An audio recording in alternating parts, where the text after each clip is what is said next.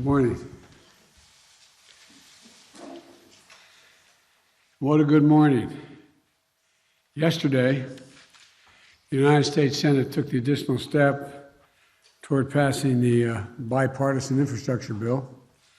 It's a bill that would end years of gridlock in Washington and create millions of good-paying jobs and put America on a new path to win the race for the economy in the 21st century. Historic investment in roads and rail and transit and bridges, in clean energy and clean water. It will enable us not only to build back, but to build back better than before the economic crisis hit. I want to thank the bipartisan group of senators for working together and the committee chairs for raising their ideas and concerns with me and Vice President Harris and members of our cabinet. As you did with the Transcontinental Railroad and Interstate Highway System, we'll soon once again transform America and propel us into the future. This bill makes key investments to put people to work all across the country, in cities, in towns, in rural communities, small towns, big towns, along the coastlines and on the plains. It covers the nation. And it's going to put America to work in good-paying union jobs, building and repairing our roads, bridges, ports, airports. And, once this bill passes the Senate, I know that body will move toward establishing a framework for the remainder of my Build Back Better agenda and giving tax cuts to the middle class by investing in child care and home care for seniors, critical investments to combat climate change and to build a clean energy future, vital steps needed to bring down the cost of health care, and so much more. And we're going to do it without raising taxes by even 1 cent on people making less than $400,000 a year. And here's another important part of the bill. 90% of the jobs created by this legislation will not require a college degree. 90%.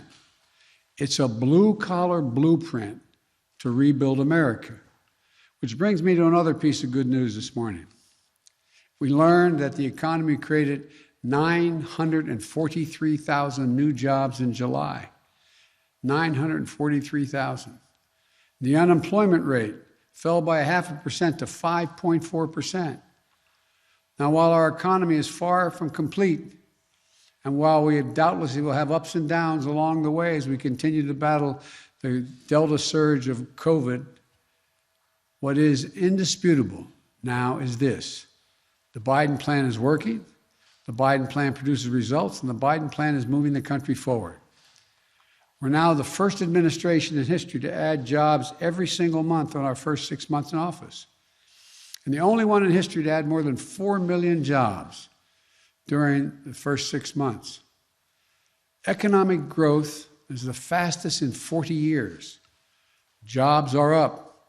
The unemployment rate is the lowest since the pandemic hit. Black unemployment is down as well. Why? Because we put in place the necessary tools early in my presidency. The COVID-19 vaccine plan, the American Rescue Plan to fight the virus and fight the economic mess we inherited. As a result, we've been able to make progress on both fronts against grave challenges. And we put in place the tools to prevent this Delta variant wave of COVID-19 from shutting down our small businesses, our schools, and our society. When we first got to office, COVID-19 crisis and economic crisis were unrelenting and devastating for people. And as a nation, we didn't have the tools to deal with either. Nearly 4,000 Americans were dying each and every day to the virus, 4,000 a day. The economy had been wiped out. We were down 10 million jobs from where we were before the pandemic. We were in a dark winter with real concerns about what spring would bring. But then we got to work. We passed the American Rescue Plan shortly after I was sworn in. That gave us the tools to fight the pandemic and rebuild our economy. And it produced results. To beat the pandemic, we ramped up testing and protective equipment. And we actually went out and bought enough vaccine so that every single solitary American could be vaccinated.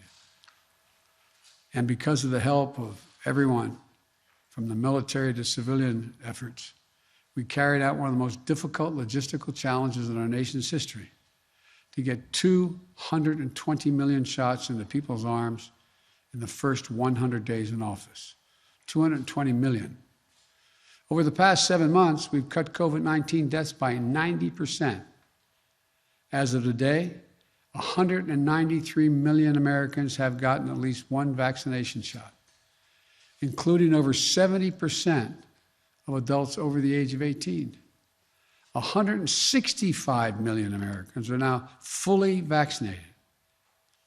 Because of our success with the vaccination effort, this new Delta variant wave of COVID-19 will be very different to be able to deal with than the one that was underway when I took office. And yes, cases are going to go up before they come back down. It's a pandemic of the unvaccinated. I know I've said that constantly, and others have as well. The vaccination of the unvaccinated, and it's needless, taking a needless toll on our country. We have roughly 350 million people vaccinated in the United States and billions around the world, and virtually no one's died because of that vaccination. But even so, the impact is going to be very different than what happened last January. Today, about 400 people will die because of the Delta variant in this country. A tragedy, because virtually all of these deaths were preventable if people had gotten vaccinated. But 7 months ago today, almost 4,000 people died on that very day from COVID-19. 4,000 versus 400. That shows how much our vaccination progress has already done to protect us from the worst of the new Delta COVID-19 wave. Likewise, the American Rescue Plan has given us the economic tools we need to protect our recovery against the worst impacts of the Delta virus. $1,400 checks into the pockets, for $1,400 checks into the pockets of millions of Americans. Help to keep their folks in their homes. Help to put food on the table. Remember those long lines we used to talk about? People lined up in their cars for hours just to get a box of food put in their trunk. Help the small businesses so they keep the lights on, their doors open, and their employees on the job. Because states were losing revenue, they were having to lay off essential workers. Well, the aid to states and cities and counties and tribes that kept essential workers going, police officers, firefighters, educators on the job. Funding for schools to reopen and ventilation systems, sanitation services, protective equipment to keep students and staff safe.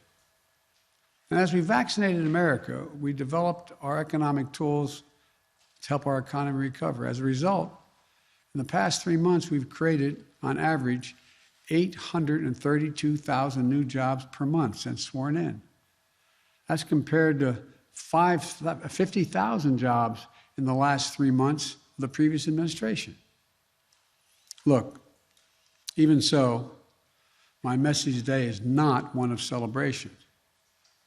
It's one to remind us we got a lot of hard work left to be done, both to beat the Delta variant and to continue our advance of economic recovery. We all know what it starts with.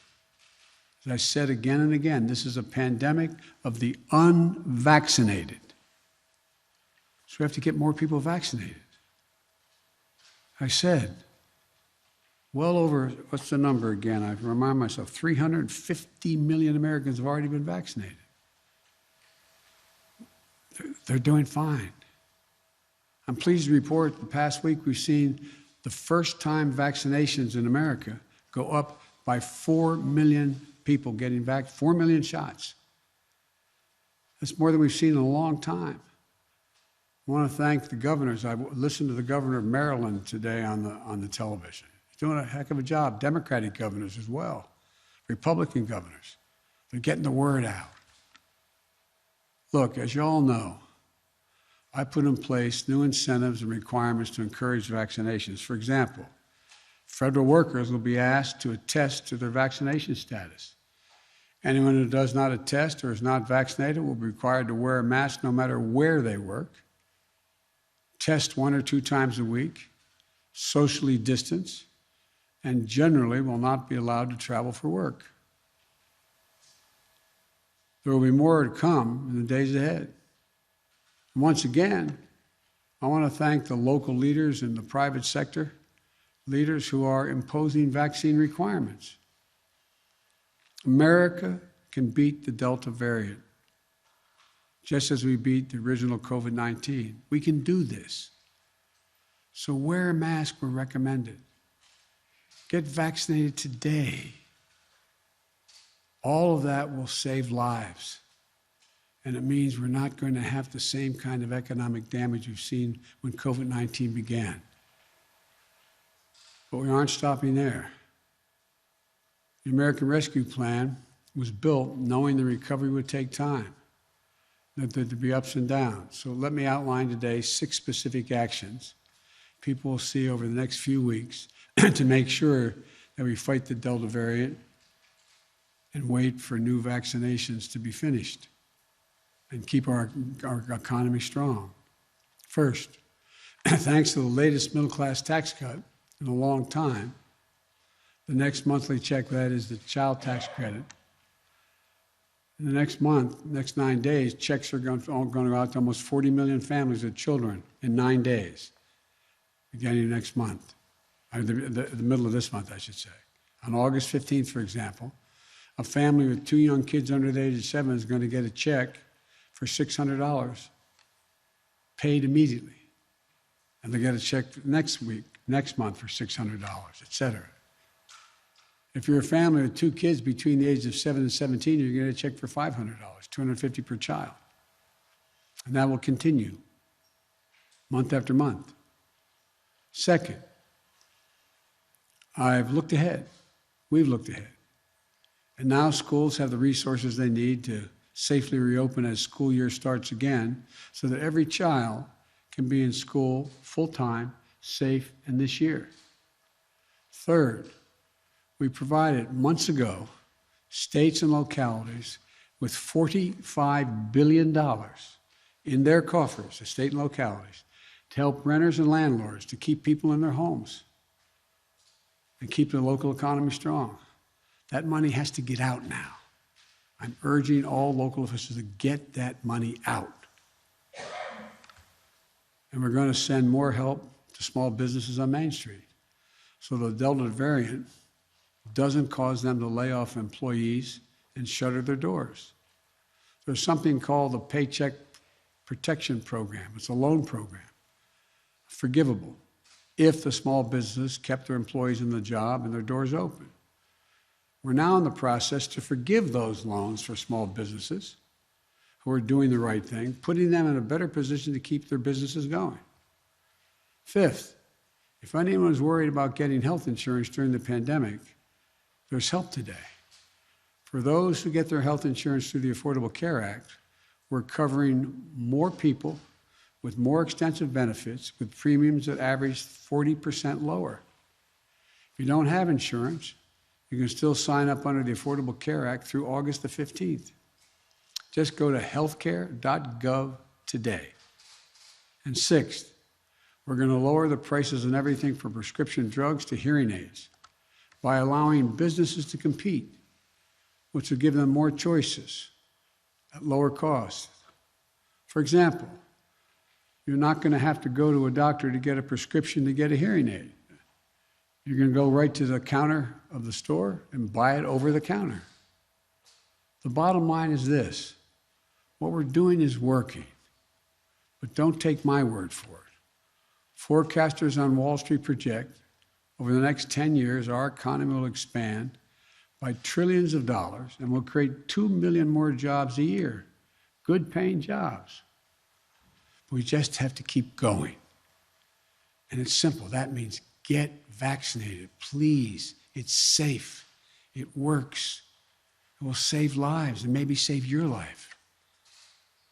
As I said before, this is a pandemic of the unvaccinated.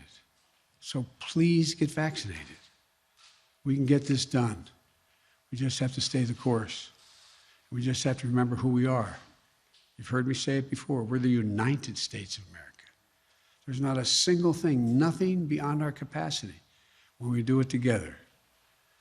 God bless you all. May God protect our troops, and have a good weekend. Thank you. Mr. President, would you take a few questions? Federal steps to increase vaccinations. Mr. President, to what extent is the economic recovery at risk if the Delta variant continues to spread and people don't get